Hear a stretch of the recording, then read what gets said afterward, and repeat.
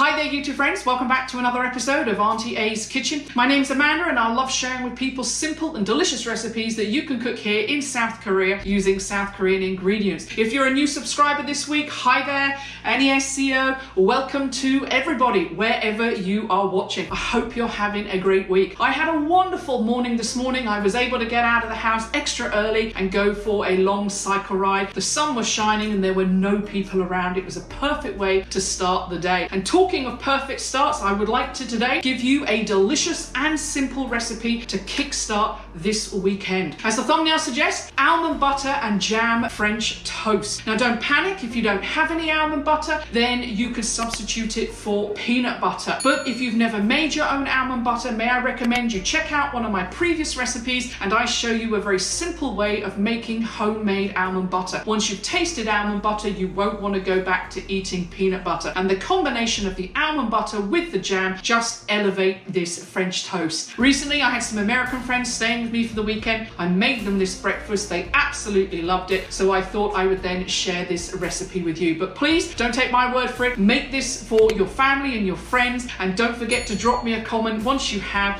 and let me know what you think of the flavor and texture combinations. So let me show you today how we make almond butter and jam French toast in South Korea. In this recipe, I like to use 1 egg per sandwich. So if you are making more French toast sandwiches, then I recommend using more eggs, 1 per sandwich. I add some cream, whisk it up, and I notice I could do with a little bit more, so I add just a touch. If you haven't got any cream, that's okay, just use milk. When making French toast, I like to use square-shaped bread, and I got this one from Paris Baguette.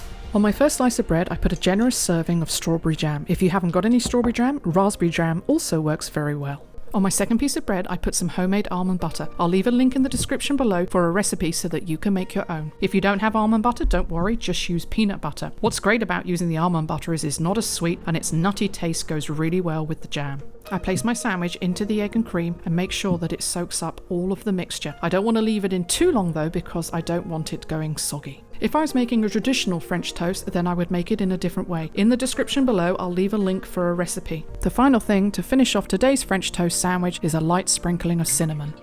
I personally like to use oil when making French toast, but you could also use butter. So I move the oil around the pan to make sure that all of the surface is covered and then place my sandwich into the pan.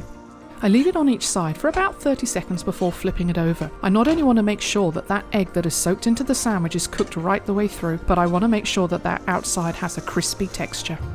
When I think the French toast is just about ready, I then turn my sandwich on its side so that I can then cook each of the crusts, and this is one of the reasons why I like using square bread.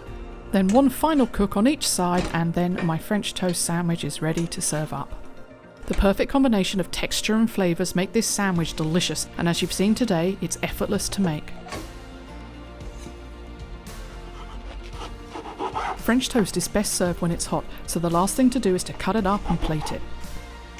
So here we have a delicious almond buttered and jam French toast sandwich, which on its own is delicious, but to elevate this breakfast dish a little more, sprinkle a light covering of powdered sugar and a drizzle of syrup.